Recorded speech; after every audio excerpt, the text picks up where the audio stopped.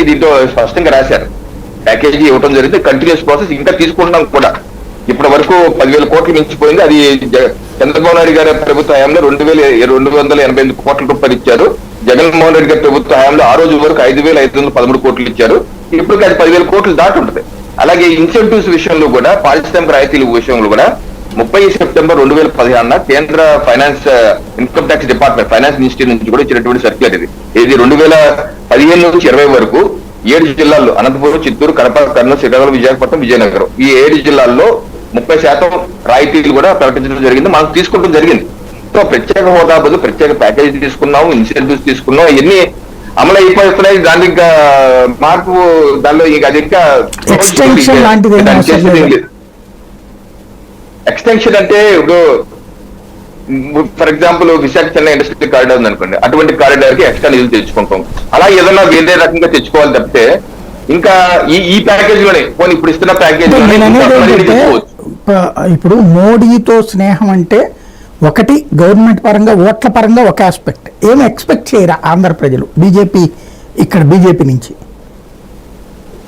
అదేనండి, ఇప్పుడు జనరల్ గా ఒక కేంద్ర ప్రభుత్వం రాష్ట్ర ప్రభుత్వం ఇచ్చే సహకారం చేస్తారు, అది తప్పనిసరిగా ఉంటుంది. అలాగే ప్రాజెక్ట్స్ కూడా వేగవంతంగా చేసే అవకాశం ఉంటుంది. ఇక్కడ మన ప్రభుత్వం ఉంటుంది కాబట్టి పెండింగ్ లో ఉన్న ప్రాజెక్ట్స్ కూడా వేగవంతం చేసుకోవచ్చు. ఇప్పుడు పెట్రోకెమికల్ కాంప్లెక్స్ ఉందండి, కాకినాడలో ఏర్పాటు చేయాలి, 50,000 కోట్ల ప్రాజెక్టు.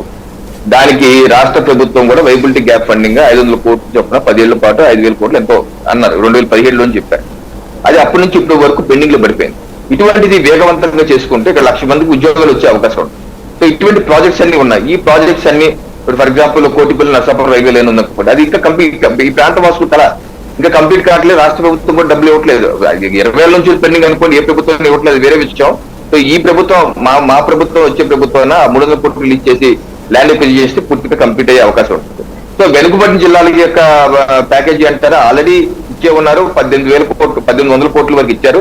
దానికి సంబంధించి యూసీలు కూడా రాష్ట్ర ప్రభుత్వం ఇవ్వాల్సి ఉంది, ఇంకా ఇవ్వలేదు. ఇస్తే అది కంటిన్యూ చేస్తారు. సో ఇవన్నీ కంటిన్యూస్ ఆన్గోయింగ్. పోలవరం ఉందనుకోండి, ఆన్గోయింగ్ ప్రాసెస్, కొత్తగా చేసేది ఏం లేదు. అమరావతి ఉందనుకోండి, అమరావతికి ఆల్రెడీ నిధులు ఇచ్చారు, 2,500 కోట్ల వరకు ఇచ్చారు. అలాగే అటుపో నుంచి 2,000 ఇచ్చారు.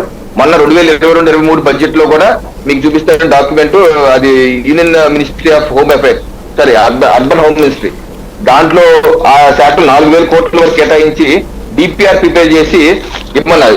చూడండి 2022-23 సంబంధించింది ఇది. దీనికి సంబంధించింది ఏంటంటే construction of common central secretariat Amaravati new capital 1214 కోట్లు. అలాగే జీపీఓఏ అమరావతి ల్యాండ్ ఎక్విజిషన్ ఏదో